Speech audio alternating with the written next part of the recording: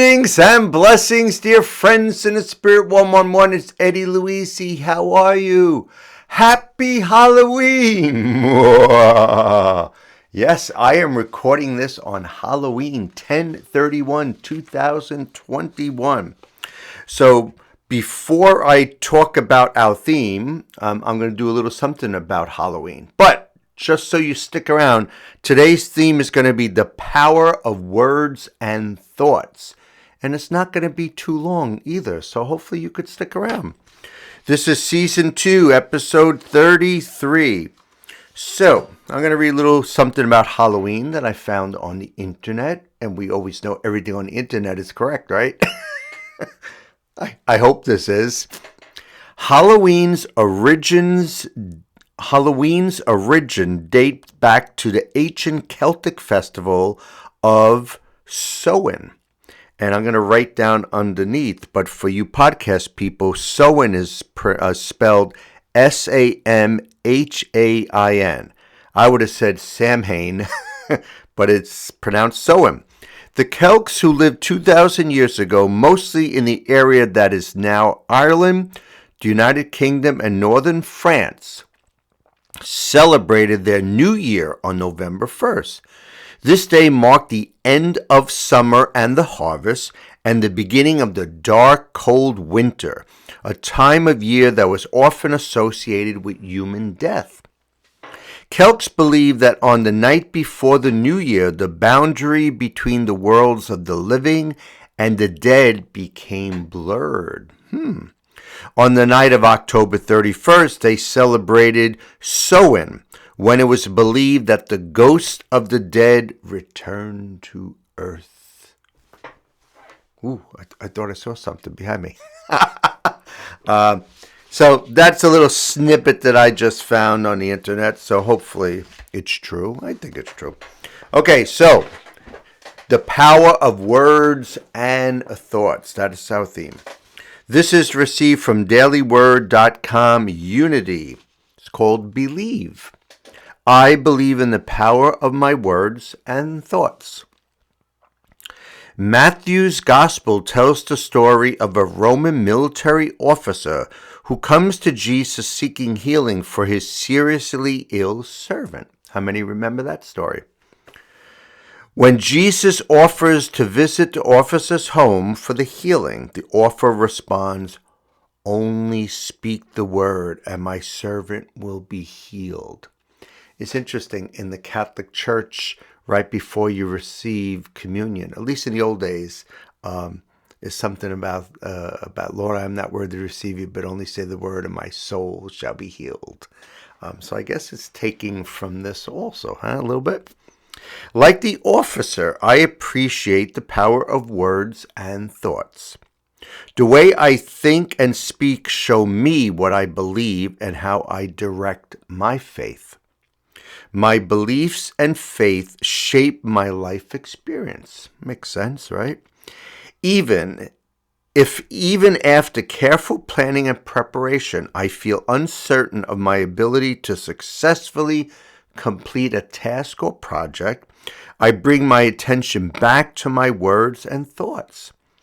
I believe all of the wisdom, power, love, and strength of God expressed through me. With faith, I speak this truth and move ahead with confidence. And from Matthew 8:13, Jesus said, "Go, let it be done for you according to your faith."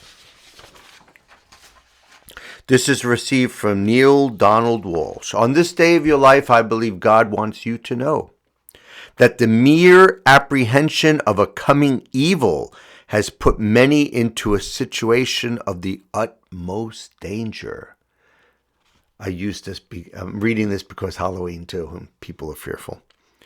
F.L. Lucan said that, and it is right. There is no faster way to bring about misfortune than to think it is coming. Words and thoughts, right?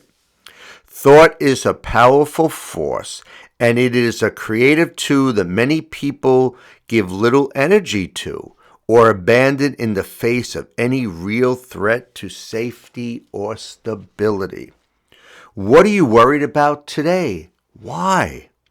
Rather than worry about it, would it not be a better use of your mental time to visualize a positive outcome?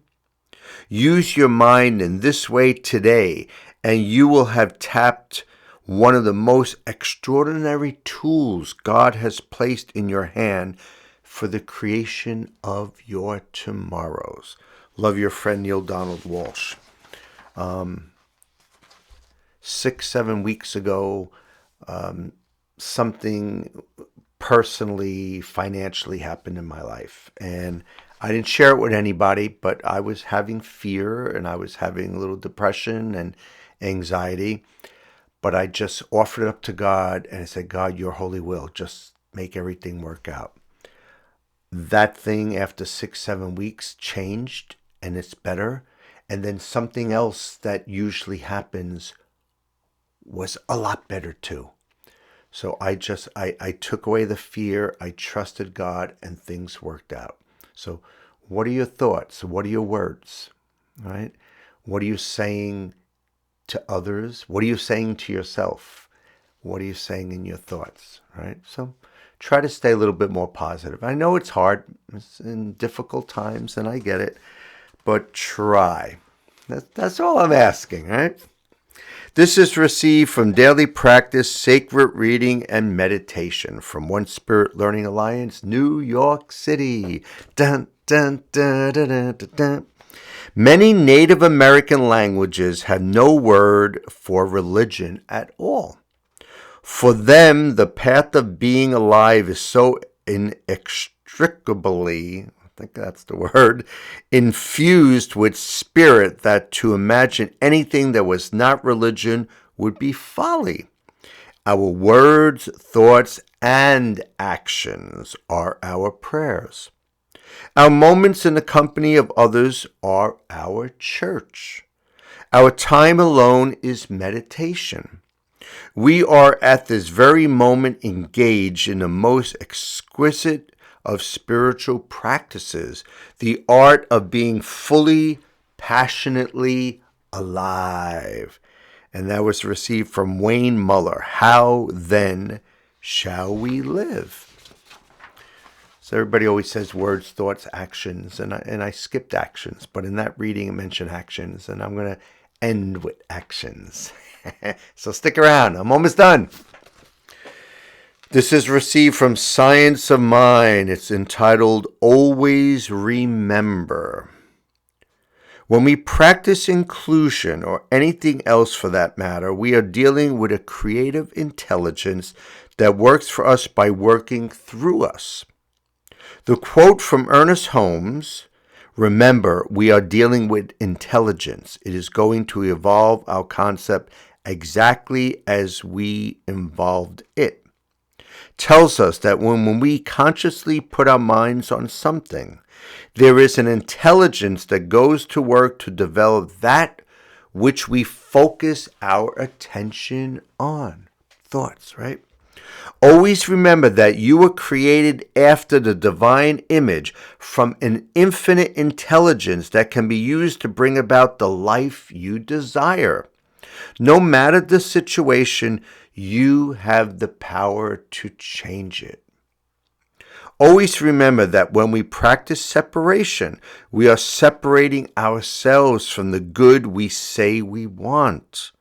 When we exclude others, we at some level exclude ourselves as well. We are all connected no matter where anyone is in the world. We all have the same full moon, no exceptions. Now is the time to include everyone in our thoughts and well wishes. It doesn't matter that they may have different skin color or speak a different language. It doesn't even matter that they practice a different religion. We all come from the same source. I think last week the title was something with the source, right? It's that time, and it's not sauce like Italian tomato sauce. Source.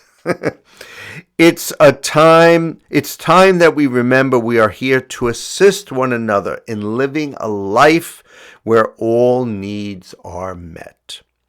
Waking up is breaking the shackles of ignorance and living from and with the divine intelligence that governs the universe. Always remember who you are. And the affirmation is, I am one in God. I am the life of God manifesting as love, grace, and peace. We are all one, dear friends, in the Spirit 111. Like this little reading said, all skin colors, all age, all cultures, all religions. We are friends in the Spirit 111. So try to treat others as one.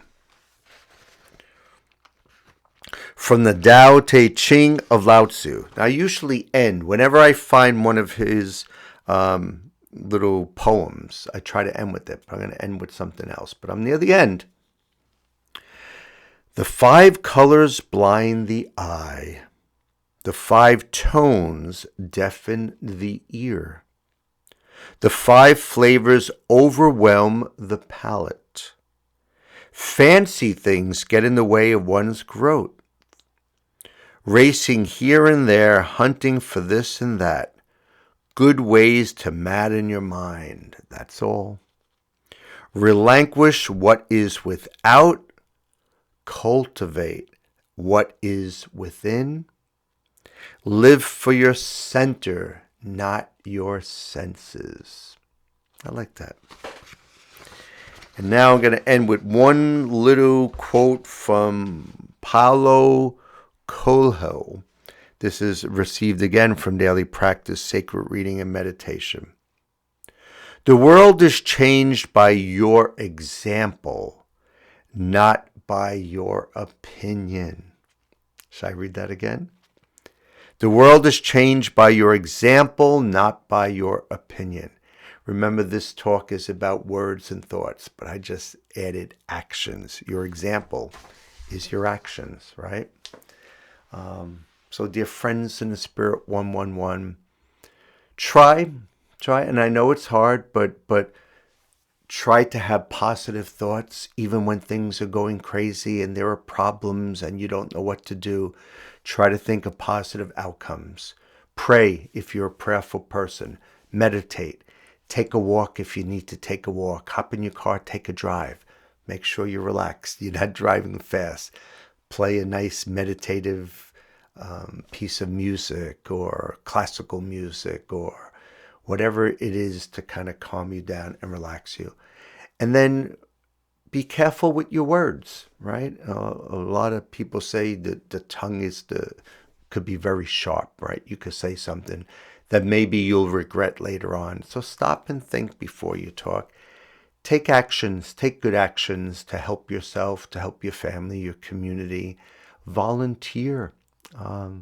My wife Lizzie is writing a book about our dog Mary, who's deceased, who died a couple years ago.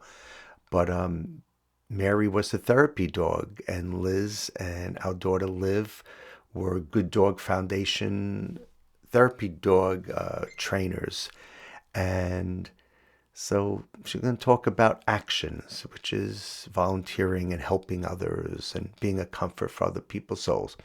So this is a shorter version than I usually do. I hope you enjoy it. Don't forget to share your faith with family and friends. Stay blessed and a blessing, and cue the spirit. Namaste.